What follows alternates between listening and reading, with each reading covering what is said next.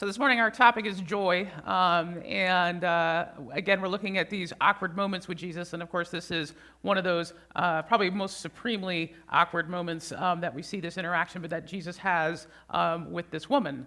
Now the first question that we should all probably be asking is, what on earth is going on here? So part of what's going on here is Jesus is starting to build a reputation in this part of the world. This story takes place in Galilee, which is not far from where his ministry started. And he's been about his work for a while now. He's gone, he's taught, he's healed, he's done all kinds of things. So he's starting to build up a pretty strong reputation. As someone people are interested and excited to see. If you think something kind of like similar to like Beatlemania, like in the 60s, right? Like it was just like everyone was so excited, right? And like they're here and they're going to change the world, right? And I guess you can argue they did, they didn't, I don't know. But all you have to do is look at like pictures and videos of that time, and you see how excited people were, at this new thing that was happening in music at the time. Well, it's not unlike that in some ways, for Jesus. Something new is happening, something different is happening, and people are getting interested and excited about it. Some people are getting really concerned. So much like the Beatles, I think, where the young people were really excited about it, I think some of their parents started to get a little concerned about, what influence this crazy popular music was going to have on their children, right? Nothing is new. We have those same concerns today. So the woman comes, and she comes to be with Jesus, and she comes prepared, right? She brought something with her. She had a plan. Now, Jesus is at this house, and it's kind of, we have to kind of figure out a little bit like what's going on here. So Jesus has been invited over to a meal at this Pharisee's house, but it's probably more like a banquet. It's probably more like, it's not necessarily a private dinner in the way that we may be thinking of as a private dinner. It was probably more like a banquet where many people gathered together. And at these banquets, different people would come together, and it was not uncommon to bring different people together for conversation, and in fact also bring different people together for debate. So the Pharisee invites Jesus, not probably so much because he's really interested in Jesus' message. He more likely invites Jesus out of curiosity and as a curiosity. Here's this guy, he's running around, he's doing all this crazy stuff. I wonder what this is about. I will invite him to my home along with others, and we will see what he has to say and who he is. So these probably would have been fairly public things. People who were not on the invitation list, no doubt, gathered to see who was going to be there. Not maybe quite like, red carpet at the Oscars kind of thing, but kind of close, right? People would notice who's going to be in attendance at these things. Because again, no radio, no TV, no Facebook. People don't have a lot to do. And these towns are small. Right? So if somebody important is hosting a dinner with interesting people, that word will spread quickly and people will come and see what's going on, even if they're not invited. So that's what Jesus is doing, and he goes, and he knows this, right? He knows he's being asked to, why he's being asked. He knows the protocol in these places. So no doubt Jesus is prepared.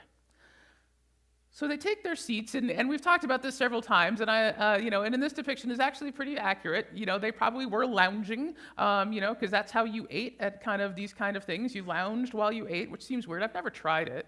One time I was on the couch, and I'm like, I don't think I could eat this way. Like, this is odd. But they did. And it would also be common, this is a time, we're in the desert, everybody wears sandals. You probably left your sandals at the door. So Jesus would be on a couch kind of thing, eating with these folks with bare feet, because that's just the way things were. And then things get weird and rather awkward because this woman shows up. Now, we don't know a lot about her. We don't know if Jesus had an interaction with her before. If you read the story, she's not introduced before this. This is her introduction in the story. But it sort of sounds like maybe there was some sort of interaction between them, or she has learned enough and known enough, or somebody she was close to had some sort of interaction with Jesus, that she had an expectation. Right? She had an expectation that Jesus could change something about her. Right? She had an expectation for him and who he was, and she came prepared with her alabaster jar and came to Jesus and starts to wash his feet. Now, this is weird today. Right? That would be a weird thing for something to do today. It was still equally, if not more, problematic 2,000 years ago for a lot of reasons. First off, in this part of the world, in this time, women didn't usually put their hair down. That was considered something a little provocative. So the fact that she takes her hair down is a provocative thing. And honestly, I'm quite ticklish. I don't like anybody touching my feet. Many of you are probably the same. But certainly, women did not touch the feet of men that they were not married to, right? This is an intimate act today. It was very much an intimate act, 2,000 years ago, and in many ways was even more problematic then. She is violating so many social norms and committing so many taboos before we even get to who she is. Any woman doing what she's doing would have been considered way out of bounds for how things were supposed to be done. And she knows this. There's no way she doesn't know this, and yet she feels so compelled to do it anyway. So we get that part, and then we get this introduction, then we get a little bit more about who she is. Now, we don't know what her sin is, but it seems to be something that is common knowledge, right? The Pharisee knows, right? And it's probably one of those things where everybody knows, because again, small town. Those of us who grew up in small towns know how small towns work, and you can't get a speeding ticket without somebody telling your mom. Personal story. She would have found out anyway. All right. But that's all right. So obviously everybody kind of knows who this person is. And what that also means is they've kind of put her in a box, right? I mean, she is that sinful woman for whatever reason, that she is, for whatever thing that she did. That's how people talk about her. That's how people regard her. And that's how she's treated. And that's why Simon the Pharisee is even more surprised that Jesus is letting this happen. Like, it's weird all on its own, but it's even more surprise that he would continue to let happen with this person in particular. And so he makes the logical leap of, this guy's not as smart as he thinks he is, because if he was as smart as he thinks he is and knows as much as he thinks he is, if he really was a prophet, then he would know what's going on here, and he wouldn't be allowing it to happen. That's Simon's assumption. And he assumes this for a couple really good reasons. One, again, it's just awkward. And two, because she's considered a sinful person, because she's considered somebody who's outside the bounds, chances are she was probably considered in the culture of the time unclean and would thus be making Jesus unclean too, right? And so by this process, so he's sitting there like, why on earth would you let this happen? Why would you let this go forward, given if you knew what this really was? Obviously you don't, so obviously you are not the prophet everybody thinks you are. Somehow Jesus knows, because he is the prophet, or even more so than people think he is, he knows what everyone is thinking. And so he decides he needs to address the situation, and he does it in the most Jesus way possible that I just so love him for. He does it by posing this riddle. Right? He's just not going to just take it on right away. He's not just going to be like, well, no, this is what it is about. Jesus never misses the opportunity, to go to do a little battle of wits with people who think they're oh so smart. And clearly Simon thinks he's oh so smart.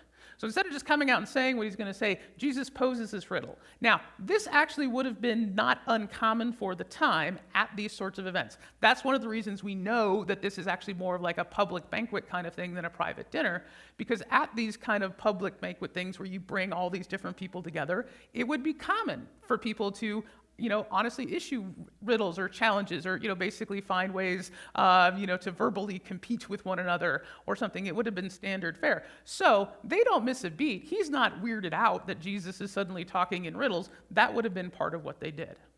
So then Jesus says, tells us a little story about the two debtors. Now, what's interesting here is that there's actually the two amounts he gives, the 50 denarii and the 500 denarii, is basically 1 month's wages for a normal person or a year's wages for normal people. These are not outrageous amounts of money. But, a month's wages is not an insignificant amount of debt, and a year's wages is certainly not an insignificant amount of debt. But it wouldn't have been uncommon for people to have those sorts of debts. So he poses a riddle and asks the obvious question, which one is going to be more glad? Which one's going to be happier? Which one's going to be, feel better about their debt being forgiven?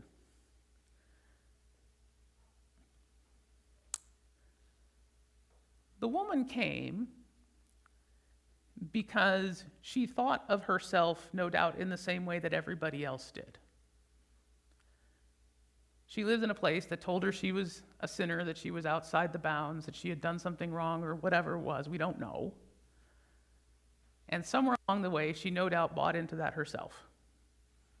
And then there comes Jesus, who tells her something different, who has a different message. The message of you don't have to live in that place, and you don't have to live with that burden. You, like any of us, have the opportunity to experience forgiveness. You get to... Jesus tells her something different about herself that she did not know. That she was worthy of being forgiven.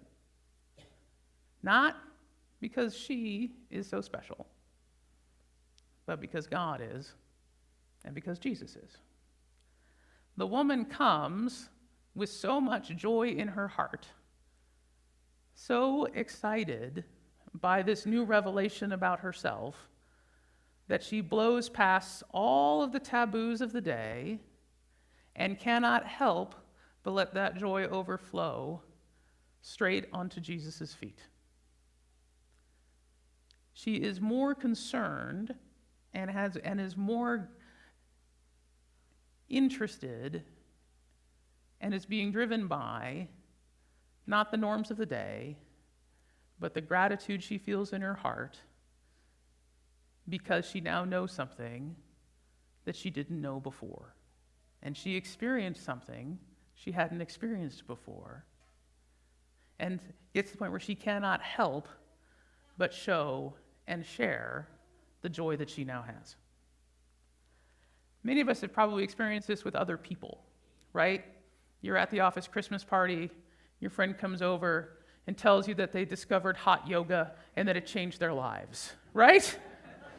Right? When things become important to us, when we experience something that brings us joy or helps us learn something about ourselves or learn to do something new, oftentimes we can't help but share it. It may be something as simple as that TV show that we really enjoyed. It may be a new hobby. Whatever it is, when something or somebody helps us learn something new that brings us joy, we cannot help but share it.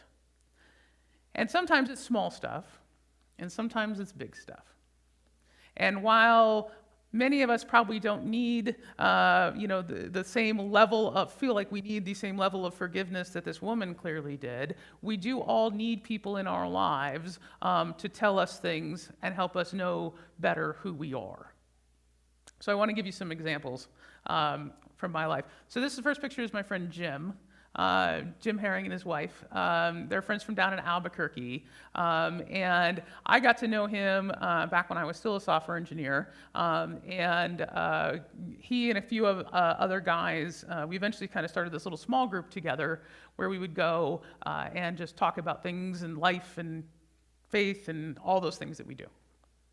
And as we were working through, and we did this for about a year, and we would meet on a weekly basis, and we would just talk about things. And Jim and I got pretty close. And he, at that point, was a children's ministry and youth ministry person at a local church. And we were having a conversation once about, things that were going on and things in my life and what it was and, how I wasn't really feeling very great at work and, and that I wasn't sure if I was doing the right thing. And Jim was actually the first person to ever say to me, just because it's what you're doing now doesn't mean it's what you have to keep doing. And I'm like, what do you mean? He's like, well, just because this is your profession now doesn't mean it has to be your profession forever. And I'm like, but what else would I do? I'm a trained software engineer. That's what I know how to do. And Jim and I had several more conversations over the months to come. And he was really one of the first ones to say to me, you may have some skills and gifts outside of sitting at a computer and writing code. You're pretty good with people. I'm like, I am? He's like, yes, you are. Jim helped me learn something about myself that I couldn't see myself. And I don't know that I would be here today if it weren't for him. Now, this next picture is one of my seminary professors, Diane Labode. She was my church history professor and is the one who taught me my love of church history and why you have to put up with the sermons you put up with. And one of the things that I was really challenged by when I went to seminary is, again, my undergraduate degree is in computer science. You don't write papers in computer science. I wrote 1 2-page paper and I got a D on it. Turns out in seminary, you write papers, lots of them. And so the first year was really about figuring that out. And then the second year, when I finally took Diane's class, because she had a reputation of being a bit of hard grader, so I didn't want to take her in the first year. But eventually you do have to take church history. So I took this class from Diane, and I turned in my first paper, and it came back. It not only came back with a good grade on it, it came back with a note that said, if you wanted to work on this a little more, you could probably get this published. I had no idea what to do with that comment. And so I went up to Diane. I suppose we were to call her Diane, Professor Labode. Anyway, I went up to Diane afterwards and I said, can I talk to you about my grade? And she's like, yeah, I guess, but I think you did pretty good. I'm like, no, that's the problem. I don't know how to take that comment, that feedback. And she's like, well, you seem to have an interest in this area, and you seem to have some gifts in this area. And I thought what you wrote was really unique and interesting. And I'm like, no one's ever called me interesting. What does that mean? And she actually very graciously sat down, and we had a couple of times some office hour time together where she helped me think through it. And I did not take her advice and become a seminary professor, though, however. But it was that first time, you hear that thing and you're like, I don't know what you mean because you are seeing something in me that I don't see in myself. And then finally, this last picture is my friend John Edgar. John Edgar was was the pastor down the road from me, was my mentor in my first churches, and he taught me a lot about church and about life and what does it mean to lead. And I learned a lot of lessons from him. He is the reason that actually I got my first church appointment. He called me up one day and he says, I have this project. I don't know if it's going to work. It's probably going to be hard. There's a huge chance that it may fail. Are you interested? Because I think you're the kind of person that might be. And what John helped me see was that not being afraid to fail was important. and was an asset, and was apparently not something that everybody possesses. Now, I'm not saying this because I'm all wonderful and perfect, don't get me wrong. I could put up 3 more pictures of people who helped me learn some really ugly things about myself, too. But since I get to decide what I preach about, I'm not doing that. But the truth is, people around us often see stuff in us that we don't see in ourselves, help us learn things about ourselves that is hard for us to know. And oftentimes, I don't actually think for many of us, we need a lot of reminders of our failures and our failings. But I think sometimes we struggle with is to recognize that we have been given gifts and we have been given graces, and there are actually things that we are good at. I think sometimes, I know I struggle with this and many people do, we have times we struggle to claim those things that God has gifted us with, and so we need people around us to help us understand what that is. So I'm going to give you a minute here, and I want you to think of somebody who maybe did something like this for you in your life. Maybe it was a teacher, maybe it was a coach, maybe it was a parent, maybe it was a pastor, maybe it was your neighbor, whoever it is. Who in your life helped you learn something about yourself that maybe you didn't know? Who helped you learn about maybe a skill or a talent or a gift or a grace that you have that maybe you weren't sure you could see, and helped you understand a little better who you are? So I'm going to give you like a minute to think about that. And once you've got somebody, I want you to turn to your neighbor and tell them about that person. Tell them who they were and what they did for you. Okay? We haven't done audience participation in a long time. I'm looking forward to it. All right. So I'm going to give you, Kimberly's going to play for us a little bit. I'm going to give you a minute. Think about that person and then share it with your neighbor.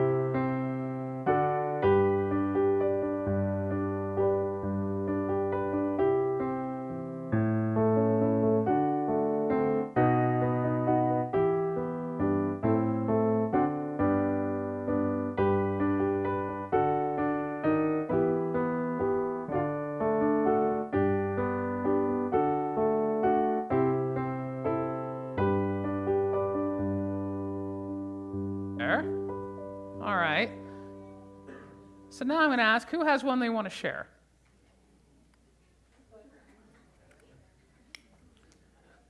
Who has somebody special in their lives they want to shout out real quick for the rest of us? I can stand here all day. You are a captive audience. Anybody have one? I'll share one, even though I'm new here. Sure.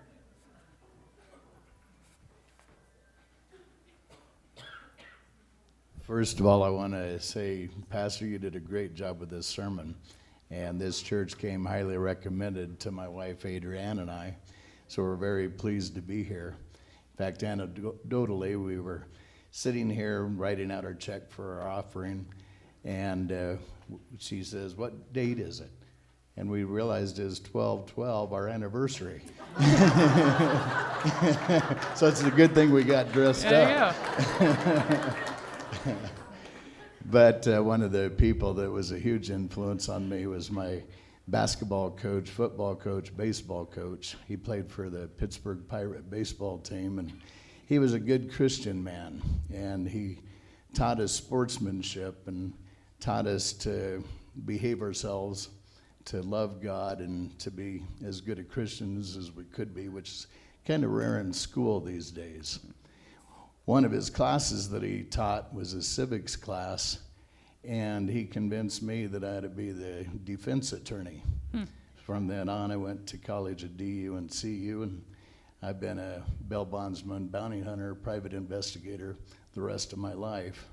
And with his influence, I think he changed my life. Amen. Thank you. Thank you. Yeah.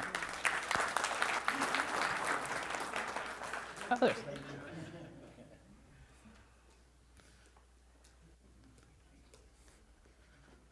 Mr. Duvall. Hi, I'm Van, and when I first really started coming to this church, I was sitting in the congregation and watched the choir, and I'm like, wow, they're so good, and I think I want to be a part of that, and there's a person in this congregation that pushed me to do that, and that's Kimberly.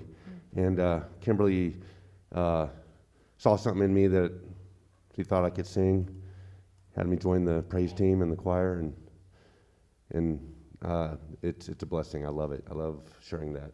Amen. And you're a blessing to us, Ben. Thank you. All right. All right. This kind of goes along with what Van just said.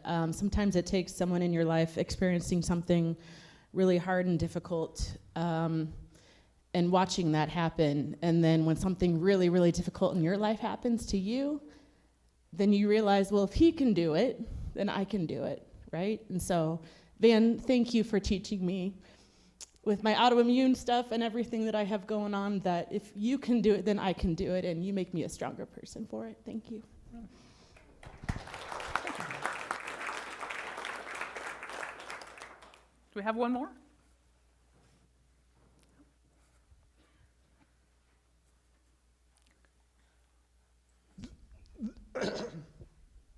This is timely for tomorrow for Charlene's funeral.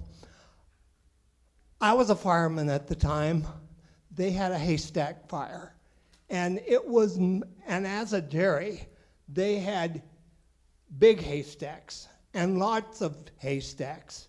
And you could see it from many miles away. And we got the call about 5 o'clock, about 12 o'clock. I mean, it was a 2 to 3 day haystack fire. And about 12 o'clock, they already had a food truck set up that we could, as firemen, we could go get something to eat, get something to drink. And Paul and Charlene were right there, and I didn't hear a swear word from Paul or Charlene that their years' worth of work was burning down. And I admire that and have never forgotten that. Thank you, Karen.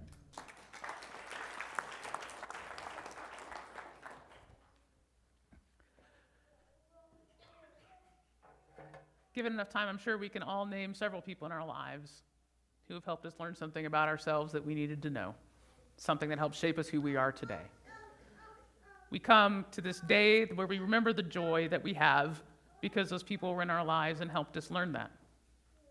Today is also the day we recognize that maybe sometimes we need to be that person for someone else. As valuable as important it is for those folks to come to us and help us understand who we are, we all need to recognize that we have the ability to help others understand who they are. When we see the good in people, when we see their talents on display, when we see their hearts opened wide, when we see them serving and loving and caring, it's part of our responsibility as Christ followers to do what Christ did, to let them know what we see, let them know that it's important, let it know that they're valued. Jesus wouldn't let that woman go on thinking she wasn't important. Jesus wouldn't let that woman go on thinking she was somehow less than everybody else. Her debt may have been greater, but it was still forgiven. Jesus' forgiveness, Jesus' grace, Jesus' strength is available to us all because we are all God's beloved children. No matter how far away we may feel sometimes, Jesus will always be there and will come to us. So let us be grateful and joyful for the people in our lives who help us know who we are. And let us not miss an opportunity to help somebody else figure out who they are. Amen. Our